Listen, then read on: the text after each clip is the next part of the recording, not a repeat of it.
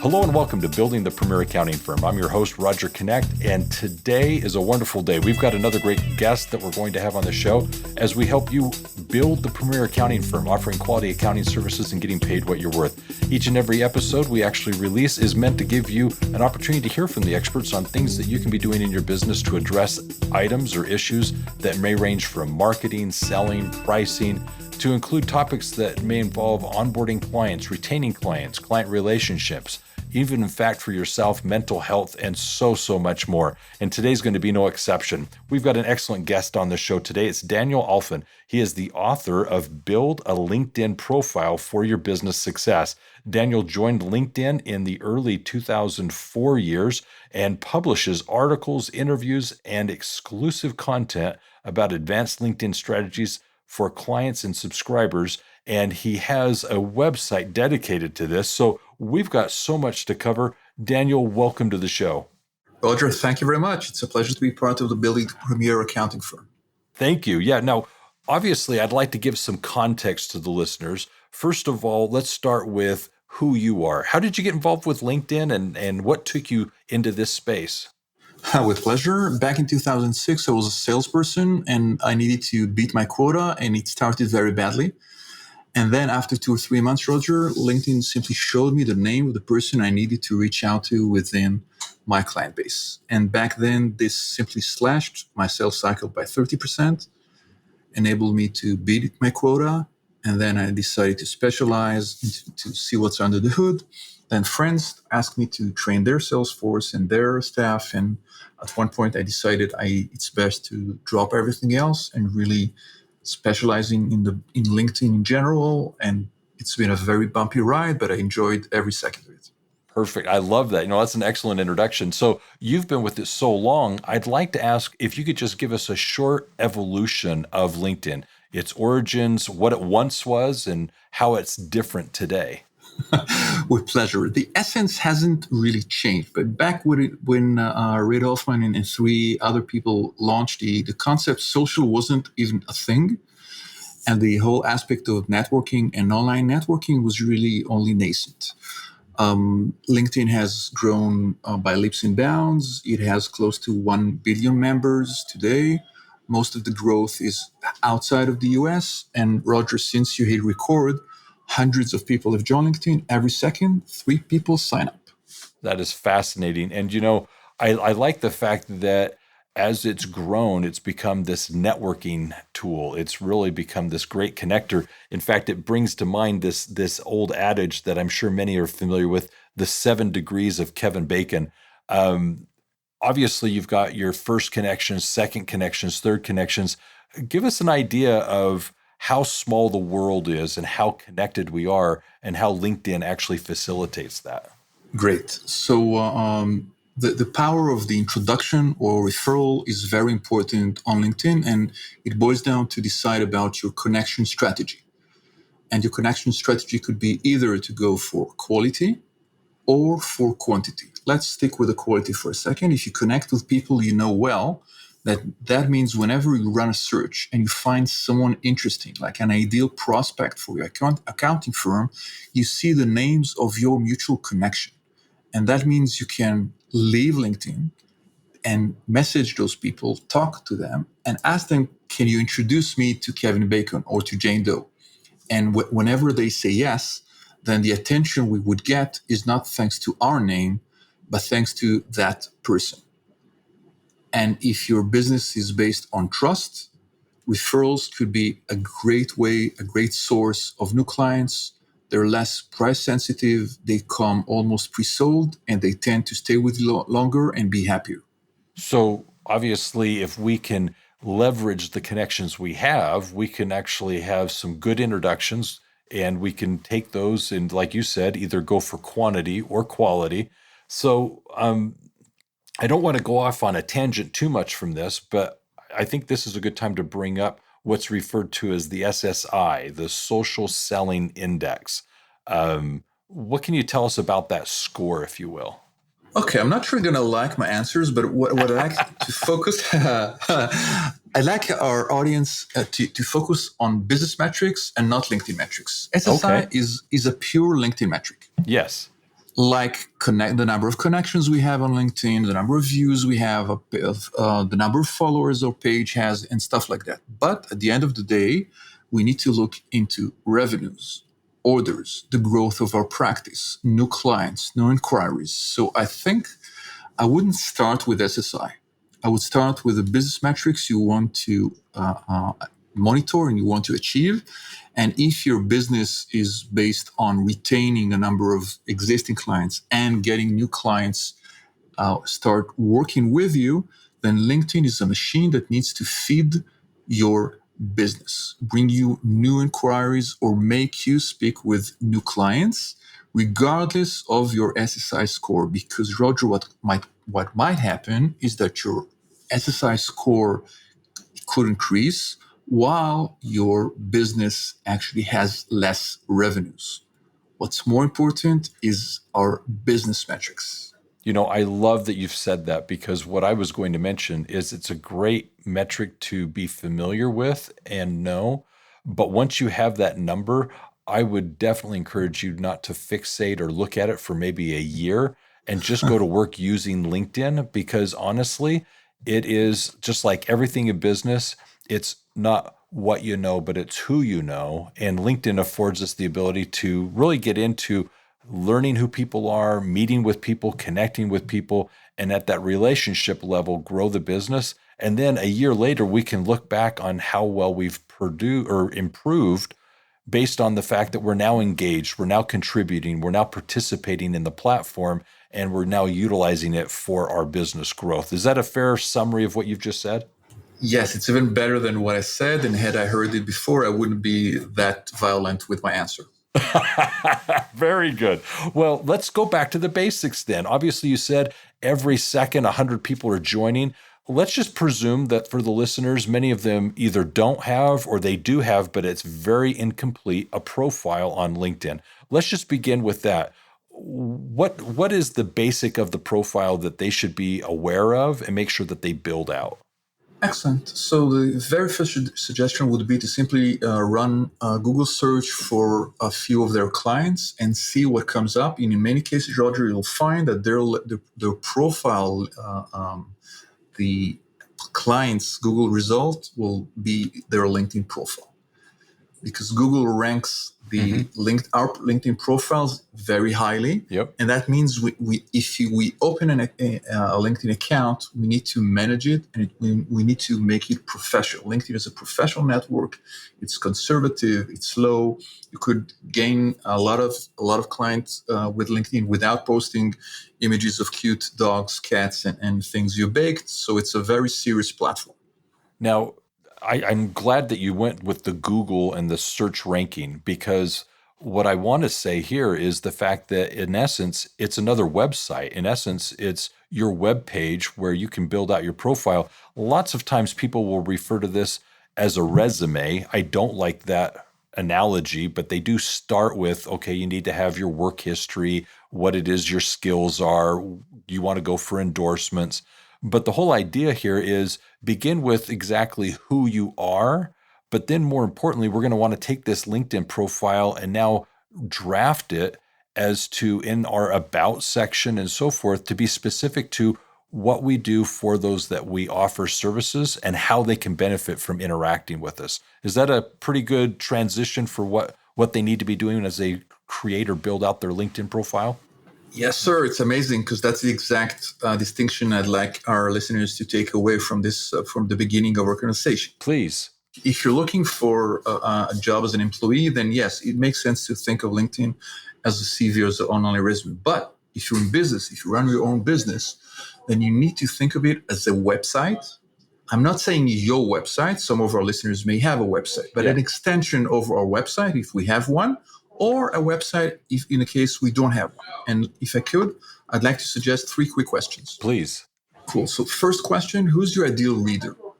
If you're starting your accountancy firm, who could be your ideal reader on LinkedIn? Well, the first person would obviously be owners of a business, particularly if we're niching into certain industries. We'd want to be writing or drafting our profile to appeal to a certain niche of businesses so that they would see that we're an expert in that field. But at the end of the day, what we're trying to do here is help business owners realize that we have services that will meet their needs in the accounting space: bookkeeping services, accounting services, tax planning, tax preparation, CFO advisory type services. And that's what they need to see when they look at us on LinkedIn. Excellent. So let me just remind people of the answer here. The first question was, who's the ideal reader? And like you rightly said, the ideal reader could be the prospect we'd like to reach out to, the person we'd like to start working with our firm to discover us. And if we're niching down, it could be a certain metro area, it could be Salt Lake City, it could be Boston, Massachusetts, it could be something else, and or a segment or an industry. And the second question would be, if we could make those people visit your LinkedIn profile, Roger, what action would you like them to perform after they read your LinkedIn profile? Well, the action would be a call to action. It's either reach out, contact us, request certain information. It's in essence, what do they do next, having seen the profile that they're looking at? Excellent. The last question would be, are we making it as easy and seamless as possible for people who discover you? And when I Google your own name, the very first result came as your LinkedIn profile. Again, it's for most people, this would be the very first result. And the second question would be, what action do you like them to perform? And that means reaching out to you in one way or another. And lastly, let me ask, are we making it as easy as possible for them to reach out to us? When people visit your own profile, they can see a banner, they can see an interesting headline, and you have a link and a contact info that enables everyone to simply learn more about universalaccounting.com and essentially reaching out to you, not on the LinkedIn platform, but on your own terms. If someone visits your own website, in many cases, you have a much better way of nurturing them and adding them to the list and have a discovery call or have a phone call with them. So the secret at that stage is really to leave the LinkedIn platform and hook into your own system, your website usually. Well, I love that you've addressed that, because yes, we want eventually that contact to end up in our CRM. We want to have their information, phone number, name, email in our system so that we're outside of the LinkedIn platform. But I want to back up a little bit. Yes, you're right. We want them to call us. We want them to maybe go into a funnel of sorts where we acquire their information because of a white paper that we may be offering, some free resource that we're providing.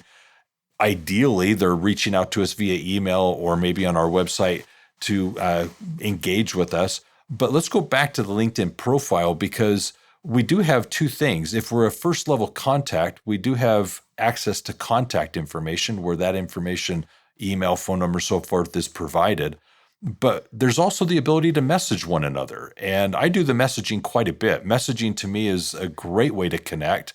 It's where I usually make the initial request to actually be connected at that first level. But in addition to that, the messaging is where I can be notified of their birthday and engage with them at that level of let's say a promotion. I can engage with them with the celebration of that job change. I can talk about their work anniversary as I get notified about that coming along. And so it facilitates this dialogue that naturally can occur back and forth between the two of us that is on the LinkedIn platform, and it's part of that messaging component. Is there anything more you'd want to add about just on LinkedIn itself? I think what you said is very important. Some of the elements you mentioned are actually what LinkedIn calls notifications. Yes. And then you mentioned the importance of networking at least twice when we started this conversation. I think networking is the key skill for any business owner to master, because that is going to help our businesses grow. And networking is the name of the game. And LinkedIn is simply a tool that can help us better network with people. Now, what better ways could we have when I want to stand out from people? Then come September 3rd, I could message you on LinkedIn and say, Roger, happy birthday. Yeah. But what I could also do is take that very email you mentioned, if we're connected, and leave LinkedIn and send you a custom message. Say, Roger, we haven't spoken in 6 months. How have you been? I see that you're doing this and that. Why should I wait? What could I add to your birthday wishes? And even if that takes an extra minute, you will stand out from most people who simply either ignore the birthday in the notifications, the work anniversary, or people starting out a new position, or sending a cookie cutter happy birthday. And when you get 59 happy birthdays in the first hour, I'm not sure you're likely to really check number 78 or number 125. Yeah, yeah. Well, one thing that I've noticed that LinkedIn's provided that I would like to do more of is one, they allow you to engage or utilize GIFs in the messaging. So I think that's livened it up to be a little bit different than the text. But also, they have the ability for you to now leave an audio recording where it's actually encouraged that you now speak in your messaging. And I understand that that's become not so much a useful thing, but it's definitely become a standout item. People actually notice that a lot more. Would you agree with that?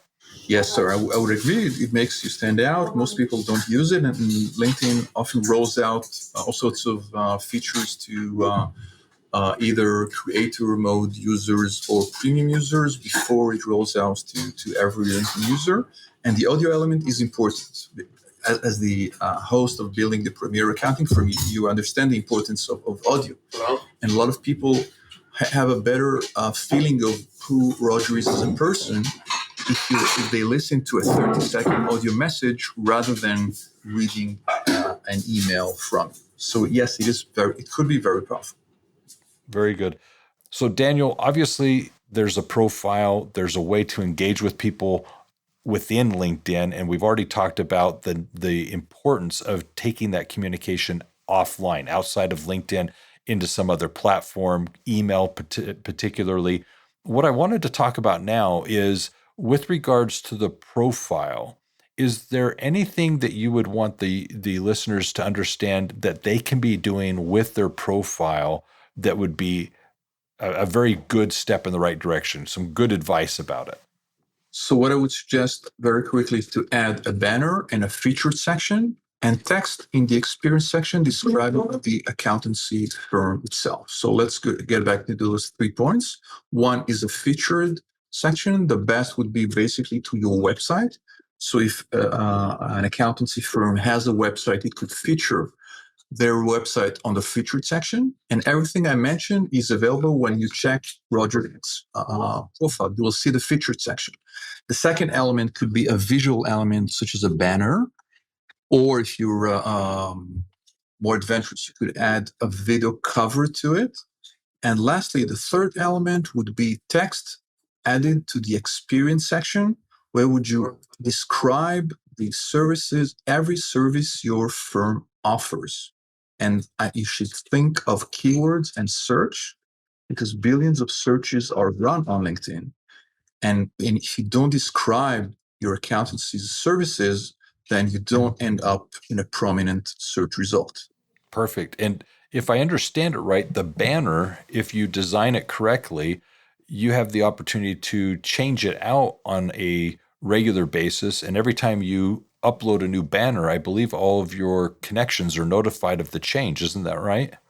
With a banner, I'm not sure it's every connection. Anyone visiting your profile will see the last saved one. When you change your profile photo, then they would be instantly notified. Yes. Very good. Okay. And obviously, we want to encourage everyone to get a professional headshot, something that is reflective of who they are and what it is they do. Would you add anything more about the headshot? I think the headshot should be more conservative than what we post on other platforms. Basically, anyone visiting our LinkedIn profile is in a work state of mind. Very good. So if, like you said, if I'm a business owner and I'm looking for someone to handle my finances, especially not just tax returns, but maybe tax planning or something more sophisticated, then I wouldn't enjoy a photo of you on the beach. Yeah. What would you think when you see someone you never met and you see something like that, or a photo from Venice, or a photo with their dogs or stuff like that? What is the word that comes to mind? Well, it's definitely not professional or it's perhaps a little bit more, let's say, personal in nature. And that's not to say it's inappropriate, and it's not to say that that's not the place for it. But I think our conversation here is right to say, is that the business image you're trying to portray? Because it's very likely that the dogs you have are part of your business persona, or maybe the beach is where you actually excel. You work with people that have beach companies. But your point is very well made. Yeah, you could always use stuff like that when you share things, but the initial image you want to make is usually more professional. And I couldn't agree more with what you said about the importance of a professional photo. Simply a headshot of you looking ahead, preferably smiling, no shades, no sunglasses, no funny things happening around you. That will be a very important first step. Any LinkedIn member with a profile photo gets up to 24 more views than people with no photos. And make sure your profile photo is visible to every LinkedIn member and not just your network. Click on the photo itself to make sure. Yeah, I love that advice because when I have people that reach out to that want to connect, if they do not have a headshot as part of their profile, that right there just tells me they're not that engaged or involved, and I'm not interested in connecting. It's amazing for myself how quick I am to pass judgment just because of the lack of that headshot. It's that important, at least to me personally. So I couldn't stress it more than what you've already done. So well done. Here's the next question. A lot of times on LinkedIn, people wonder, okay, now I've got my profile, I'm listed. It's clearly with some effort that I've completed all the things to actually have a complete profile. But how do I now engage? There's a lot of talk about posting, contributing content. How often should I be posting for my followers to see me, and what types of things ought I be posting that they're going to want to see? What's your advice there? Excellent. So very roughly, I would start with your online presence, your LinkedIn presence, your profile, and that's more important than your page. If your accountancy firm is an SMB, if you have less than 1,000 employees, then forget about the page. Focus on your individual profile, and then have a connection strategy. We mentioned that earlier briefly, and then the question of content comes to place. So you mentioned the niche you may want to dive into, people you'd like to start working with your firm. Could you try and ask yourself, what are the top 2 or 3 questions, Roger, that keeps them up at night?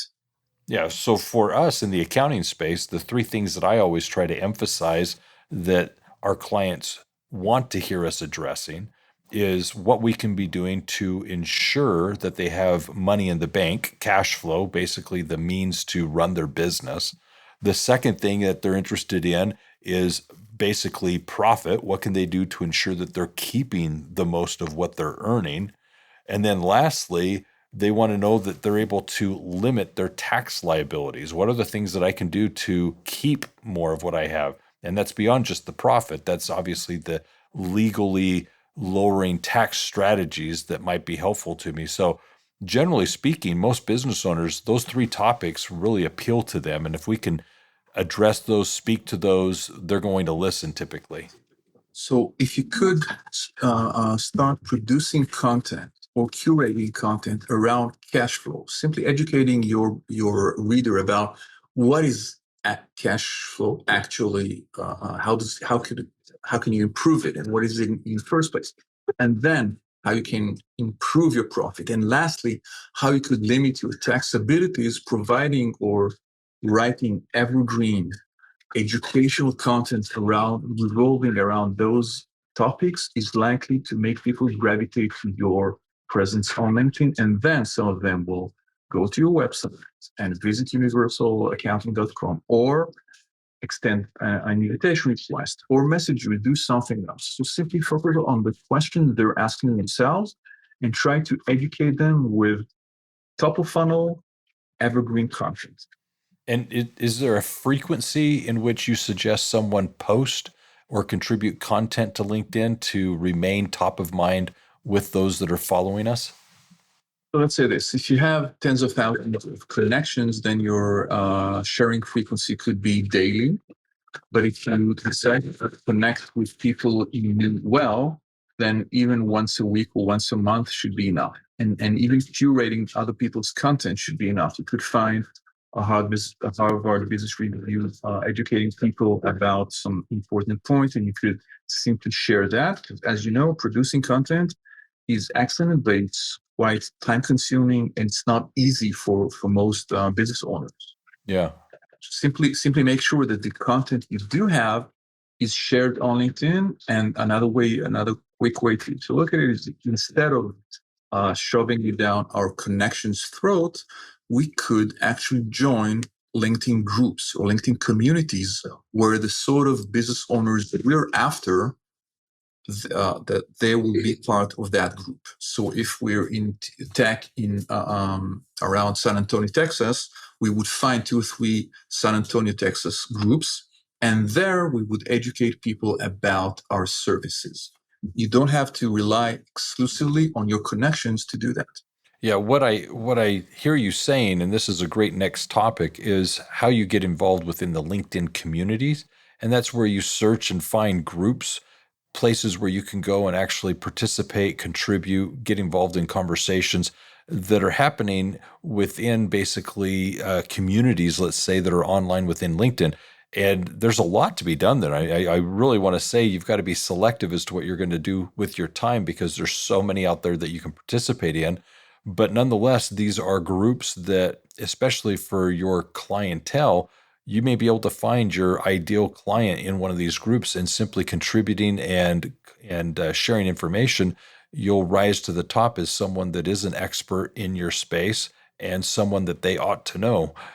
Would you add any more as to what it is they should be doing to get involved on LinkedIn and within those groups and participating?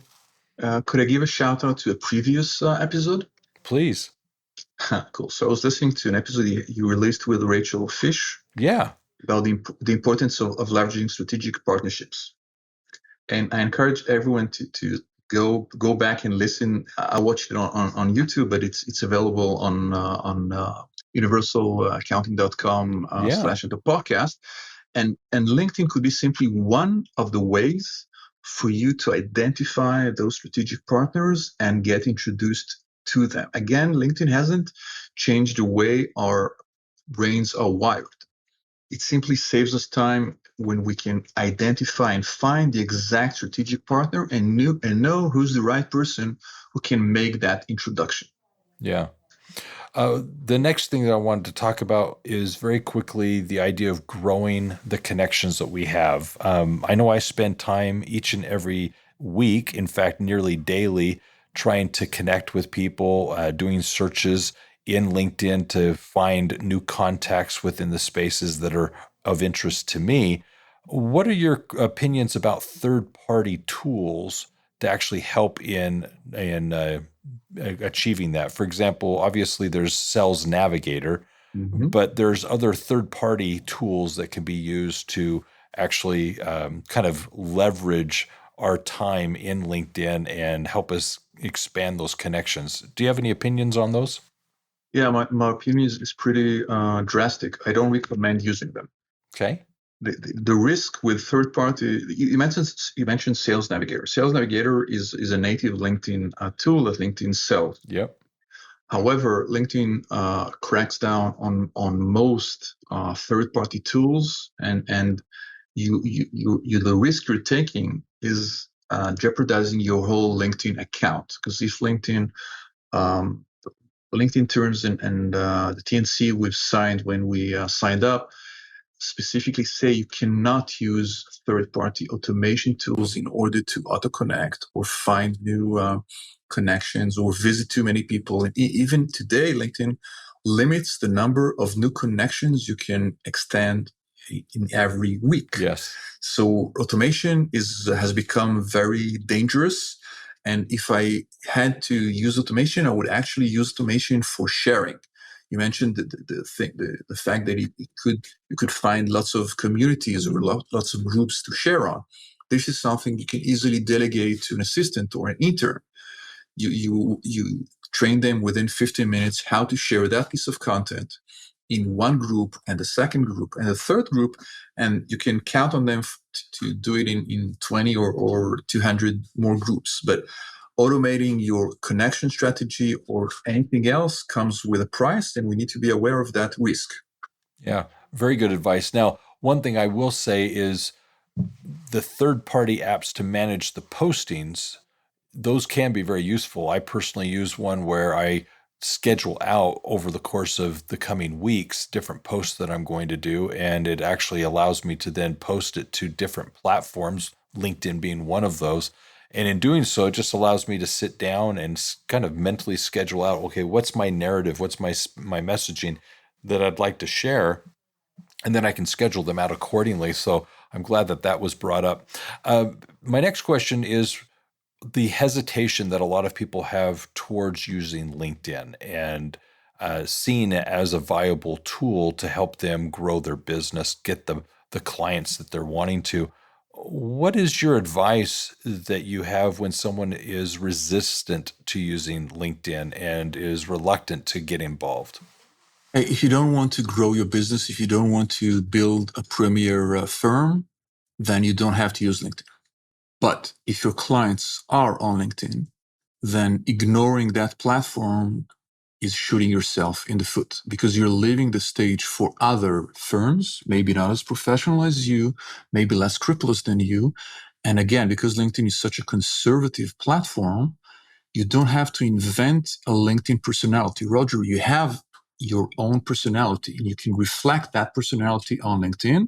And I could be extrovert or introvert and manage LinkedIn and gain lots of new clients being myself. Very good. This is the platform that requires the least makeup from every major platform out there.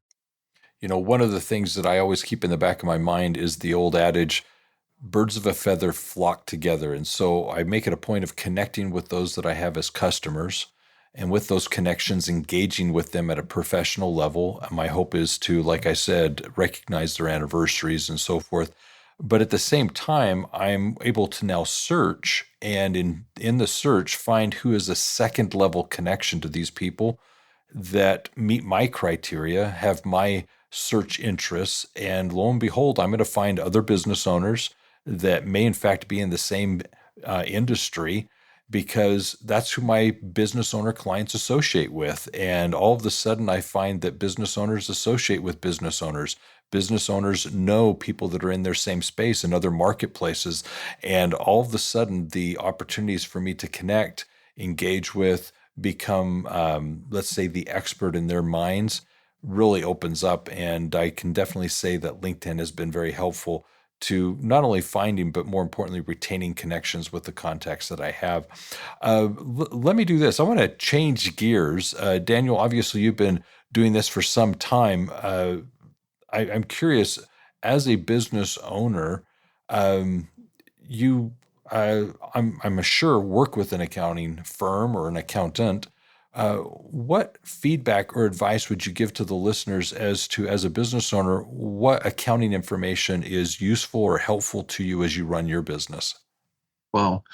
I would divide my answer into quick, distinct part. The time I set up my business and today, and I think I've stayed with the same accountant for almost 2 decades.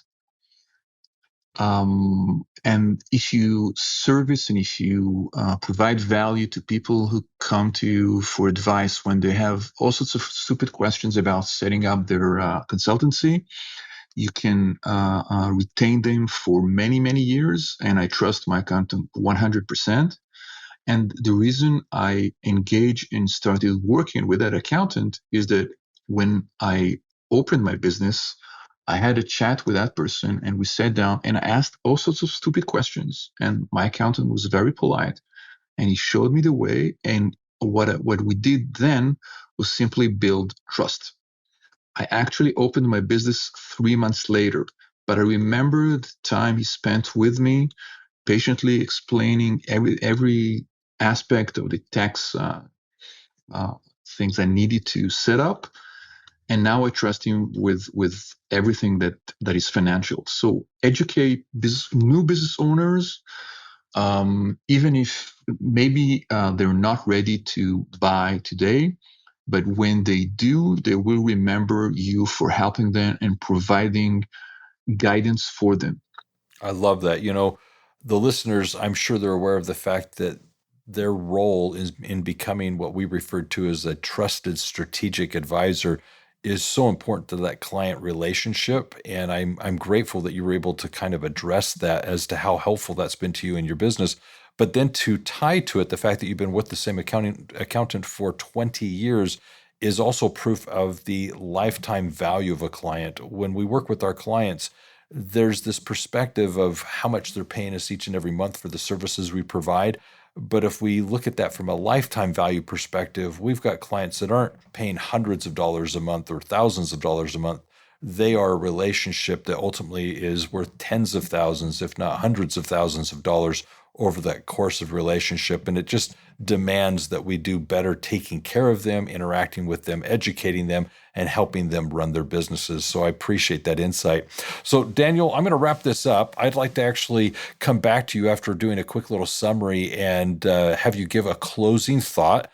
Before I go into the summary, though, I do want to let all of our listeners know that in the episode description, Daniel's been kind enough to provide us with some additional resources and information, as well as an offer to speak with him directly if you have any one-on-one questions that you'd like to reach out to him for. So definitely check out the episode description and get that information so that you can definitely take your LinkedIn profile to another level as you apply these principles in your business and with your account in LinkedIn. But let me just also point out that if you're a listener that hasn't yet subscribed to the podcast, I invite you to do so. You can listen to this and the many other episodes that we have. Obviously, Daniel was kind enough to point out a previous episode with Rachel that was amazing, and I would highly recommend finding that and taking advantage of it. And you can definitely search that or just scroll through and see where that is because it is fairly recent. But the other thing that I'd like to do as a summary is mention that I think all of us need to consider, one, whether or not we've not only created that LinkedIn account, but leveraged it, used it. How often are we getting into it? So I encourage everyone to, first of all, download, if you haven't already, the app on your phone. That's something that I would highly recommend. It does send over notifications, gives you a chance to, rather than just doing something leisurely or fun or a game, maybe just actually going into LinkedIn and taking a moment to go through and like a few of the posts that you see coming through of the people you're following. Maybe comment and engage and get involved with some of the conversations that are happening. More importantly, maybe just post something professional to help people see what it is that you have as a professional insight that would be beneficial to their business. Now, the summary that I'd give here is also taking a moment to really update your profile to address the features and benefits that you're providing so that at an initial glance, someone can see what you do and how it may benefit them, but also incorporating a call to action. I liked how Daniel was able to point out that the call to action needs to be one that we can actually cause the person to call us, reach out to us, engage with us, preferably outside of the LinkedIn platform so that we can have their contact information elsewhere as well. The other thing that I thought was great is in addition to the messaging and the notifications that LinkedIn provides, feel free to take it offline and reach out to the person outside of what everyone else may be doing and email them directly and celebrate their various successes, not just their birthdays, as he mentioned, but Daniel pointed out the contact regarding their work anniversary or their job change, or if nothing else, we haven't spoken in some time, just wanted to reach out and see how you're doing. That right there is an excellent use of not only LinkedIn, but your time trying to connect with the client. The other thing that I thought was helpful is Daniel's advice regarding other platforms, using maybe a third-party app to schedule posts and trying to manage those, but consider avoiding other third-party apps other than Sales Navigator, which is obviously a LinkedIn product, to really take and leverage your LinkedIn presence to get the contacts and preferably the clients that you're looking for. And so loved all those little insights. I'm glad we've had this conversation. I'm sure for everyone that's interested in taking LinkedIn and using it more professionally, found that there were in this episode various insights and suggestions that they could apply today. I know that there are a few things I can do better. There's a few things that I'll be changing because of our conversation. I'll go back and at least look at what I have already and see if I can actually improve the online presence that I have in LinkedIn even today. So, Daniel, thank you for that. What is a closing thought you'd like to share? I think visiting your profile will help anyone improve their own profile. It would be difficult to improve yours. Well, thank you. I'm going to take that as a compliment. Of course, that's the way it's meant to be. And LinkedIn is actually playing with a native ability to schedule posts without a third-party tool. So this may be rolling out in at maybe next quarter to everyone, but it will be rolled out, I imagine. And I wanted to thank you very much for the opportunity to speak with you in building the premier accounting firm. Daniel, thank you. Yeah, this has been great. So real quickly, as a final summary, if you haven't already subscribed to the podcast, definitely do so. Go back and also listen to the past episodes. There's a number of things they're addressing, a variety of topics that you need to be aware of as you're running your business. I also encourage you to check out in the episode description the free resources that we provide to the accounting professionals, different things that you can be using to work on your business, and check out those various free resources as to which may be of interest to you today. Also, be sure to look into GrowCon. GrowCon is an annual event that we do for accounting professionals where we have a conference meeting together to meet the peers, those people that are doing exactly as you are, learn from one another, hear from the experts, and I invite you to attend and join us. Each and every year, GrowCon is an amazing event done in the springtime in May, and I encourage you to join us this next year. And with that being said, I also want to mention that if you have any other questions or interest in applying these principles in your business, to check us out at universalaccountingschool.com or give us a phone call at 801-265-3777. And always remember this, if it's about accounting, it is universal. Take care, have a great day, and be safe out there, everyone.